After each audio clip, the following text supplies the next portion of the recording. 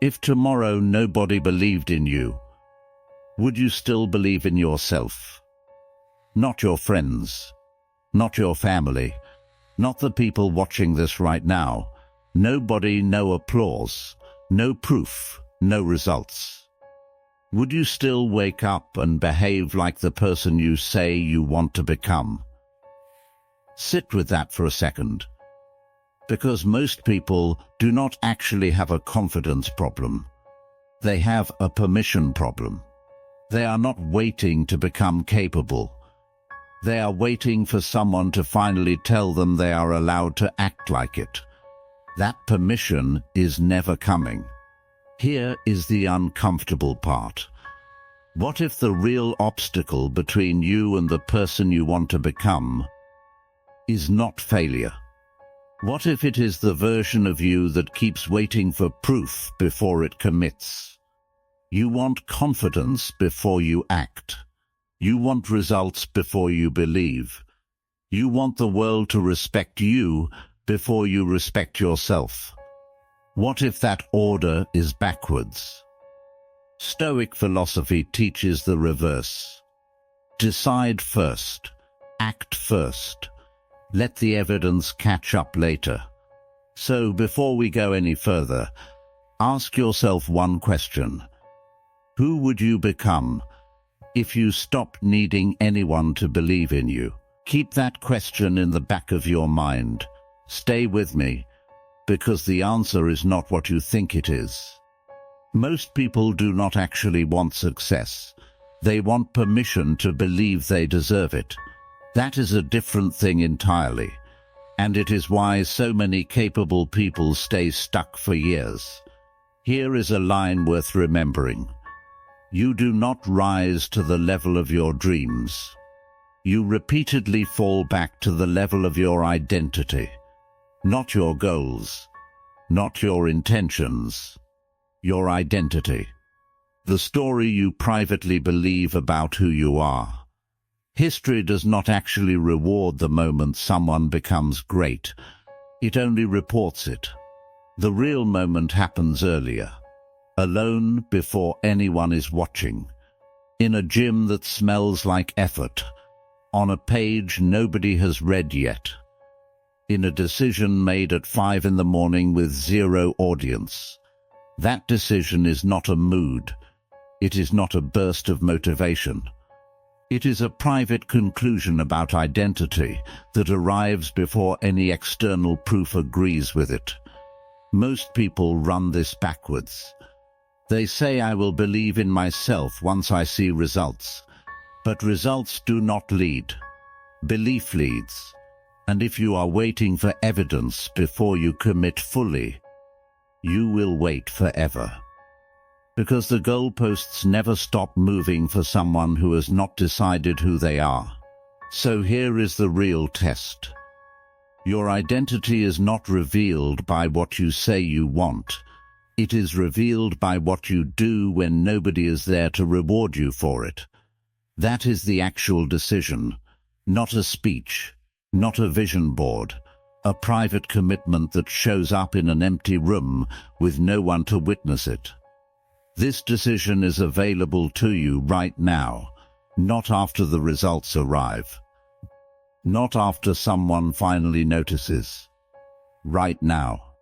But deciding is only the first move, because the moment you commit to a new identity, a very old version of you is going to fight back. You think you have a discipline problem. Sometimes you do not. You have an identity problem. You keep asking yourself whether you feel motivated enough to act. The person you are trying to become would never ask that question. Here is what actually happens the moment you decide to change. Your mind does not celebrate the new identity. It questions it. It brings up old failures, old embarrassments, every voice that ever told you that you were not enough. This is not your mind trying to destroy you. It is your mind trying to protect the familiar. Because the familiar often feels safe. The problem is that familiar is often the enemy of extraordinary. This is the internal war almost nobody talks about honestly. It looks like setting an alarm with real intention and reaching for your phone the second it goes off. It looks like making a promise to yourself in the morning and quietly renegotiating it by 9 a.m. It looks like wanting to speak up in the room and swallowing the words instead. Small surrenders, repeated daily, quietly compounding into a life that looks nothing like the one you imagined. The answer is not to fight yourself harder every single day. That approach burns people out fast. The answer is to make the identity stronger than the resistance. When your actions are anchored to who you are, rather than how you feel in the moment, they stop being optional. You do not negotiate with brushing your teeth. Your standard should feel exactly the same. You have power over your own mind, not over outside events. Realize that, and you already have the only weapon you need. But here is the real question. Winning this fight once means nothing. What happens when you have to win it again tomorrow morning? And the morning after that? Here is where most people quietly fool themselves. Your standard is not what you say you expect from yourself. Your standard is what you repeatedly tolerate from yourself. If you say you are disciplined, but your phone controls your first hour every morning, your phone is your actual standard. If you say your goal matters, but you keep negotiating with the work, negotiation is your actual standard. That is uncomfortable to hear. It is supposed to be, because the gap between who you say you are and what you actually tolerate is where most potential quietly dies. A real standard is not about motivation. It is a non-negotiable baseline, the minimum level of effort and integrity you bring every single day, regardless of how tired you are, regardless of yesterday, regardless of whether a single person notices. It starts with what you produce first thing in the morning, not what you consume. Before the noise of everyone else's opinions gets a vote. 30 minutes of focused work, a hard training session, 10 honest pages of a serious book. The specific content matters less than the pattern. You are training your identity every single morning, whether you realize it or not. It extends into how you speak about your own life. The best rarely complain publicly, not because life does not test them, it does. But complaint is a small daily vote for victimhood, and they already cast their vote for something else. Set your standard today. Write it down if that helps you keep it. Then hold it tomorrow, not forever, just tomorrow. That is how the best are actually built, one non-negotiable day at a time. But here is what nobody prepares you for. What happens when you keep this standard for months and absolutely nothing changes on the outside? There will be a season, maybe there already is one, where you are doing everything right, holding the standard, showing up fully, and getting nothing back. No results yet, no recognition, nobody pulling you aside to say, I see what you are building, keep going. The silence gets loud, and somewhere inside that silence, the most dangerous question in the world starts to form. What if I was wrong about myself? Here is what is actually happening underneath that fear. You are not really afraid of failing. You are afraid of giving everything you have, and still not becoming who you set out to be. That is the real fear driving this chapter. And here is why this season is so brutal. Your old identity has evidence. Every failure is documented. Every old label still fits comfortably. Your new identity has only belief, no proof yet, no receipts. You are caught between two versions of yourself, one with a paper trail, one with only conviction. That tension is the hardest thing you will carry in this entire process. It is not because things are difficult that we do not dare. It is because we do not dare that things become difficult. The difficulty of this season is not proof you are wrong. It is simply the test of whether you can keep your judgment clear while everything around you stays uncertain. Here is what you hold on to when nobody believes in you yet. You believe in yourself. That has to be enough. Not as a consolation prize, as the only vote that was ever going to matter. The work you are doing that nobody sees is not wasted. It is accumulating. Quietly, like pressure building beneath the surface. Like roots growing deep before a tree ever shows itself above the ground. If any part of this is speaking directly to you right now, drop the words "I am ready" in the comments. Not because a comment changes anything on its own, because saying it is the first small proof that you meant what you decided in chapter 1. Believe harder, work quieter, and wait for what happens when that silence finally breaks. Something starts to change. It rarely arrives with one dramatic moment. It comes sideways.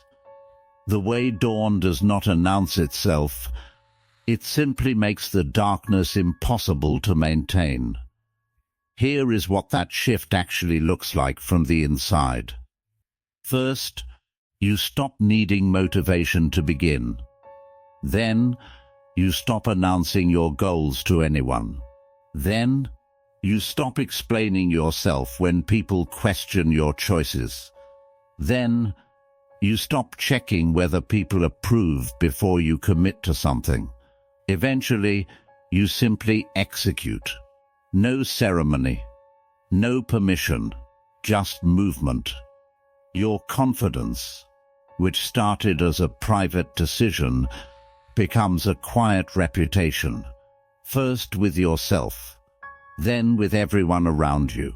Your discipline, which started as raw effort, becomes a default setting you no longer think about.